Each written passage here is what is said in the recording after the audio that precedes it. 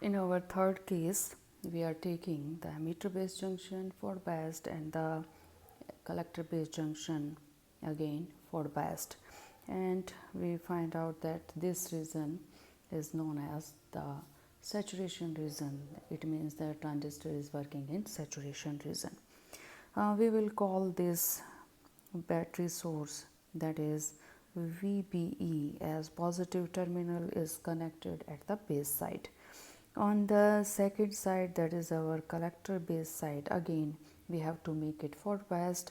The collector side, that is n-type semiconductor, is connected with and negative terminal of the battery, and the p-type semiconductor, that is our base, is connected with the positive terminal of the battery, and we will name this source as VBC. As both sources are forward biased, if there is no current in the input side, we will get the collector current from the output side, and if there is no current in the output side, we will get current in the input side also. It means the output side is not depending upon the input side, that is the collector current is no longer independent upon the emitter current. It can produce its own current as it has some electrons present here due to the moderate doping, as there is large electrons are present in electron due to the heavy doping. The moderately doped collector will produce not large current as compared to the heavily doped emitter side, but it will produce its own current. Here the IC, that is the collector current, is no longer dependent upon the emitter current that is on the input side. It means that if our input side is closed, it is not producing any sort of electrons or it is not giving any type of input current, we will have some current due to this doped collector and due to this small amount of electrons. It means the transistor will like the switch is closed. Without any input current, we will having a output current. Now we will discuss our fourth case, that is reverse of our normal working transistor biasing.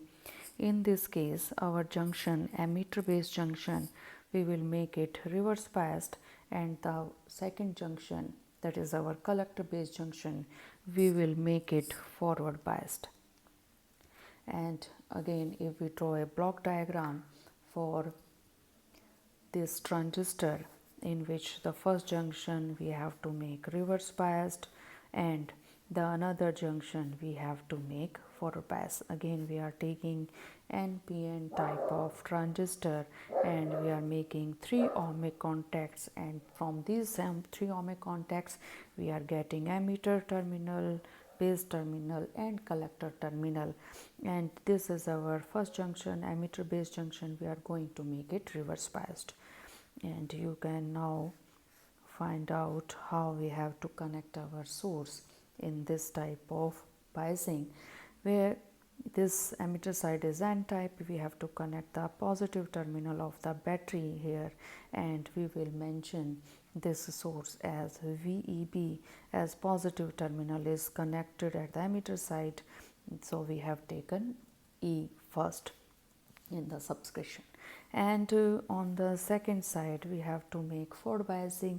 It means the n-type semiconductor, that is collector region, we have to connect it with negative terminal, and the p-type semiconductor, that is base side or base region, is connected with the positive terminal, and we will mention this source as VBC because positive terminal is connected with the base. In this terminal we are finding out that this side is reverse biased and this side is our forward biased. It means there will be flow of current, there will be IC due to the doping moderate doping in the collector region, and due to the reverse biasing there is no current in this side, that is there is no current in this side. So no current, and there is current at the output side.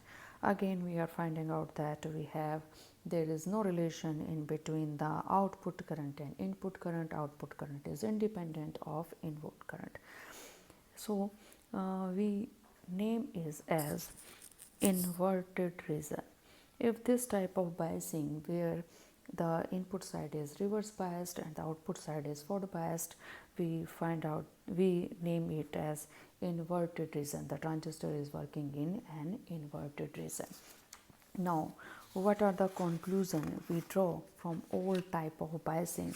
We find out that the normal biasing is the best biasing for the working of transistor, where the output current, that is the collector current, is depending upon the input current, and in this particular type the input current is our ammeter current. What are the important characteristics we draw out with the help of these four biasing? We find out that in every case IC is always smaller than the ammeter current, because 5% of the current is the base current, hence IC is always less than collector current is always less than the ammeter current. Second, we find out that there is a transfer of signal, and why there is a transfer of signal across the resistor, hence this device is known as transistor. In every type of biasing we find out that where there is a forward biasing, we know that the resistance is small, and forward biasing offers small resistance to the circuit, and where there is a reverse biasing we have a large resistance to phase. It means whether the input side is forward biased having small resistance, or output side is reverse bias large resistance, or any of the four cases they are offering the resistances. And in transistor we are transferring the signal from low resistance to high, from high resistance to low, from large resistance to large resistance, or from small resistance to small, hence this electronic device is named as transistor. In this electronic device, both holes and electrons are producing current. They are contributing in the flow of current, hence this device is also known as BJT. And what is the full form of BJT? That is bipolar junction transistor. Sometime it is known as BJT, it is called as BJT, not transistor. Many cases we will take the NPN type of transistor because the mobility of electrons is much more than the mobility of holes, hence the speed of NPN transistor is more as compared to the PNP transistor. The next important point which we learned from the transistor biasing is that input side is taken in the forward biasing, and the output side is taken in the reverse biasing. For the normal functioning of transistor, where the output is dependent upon the input,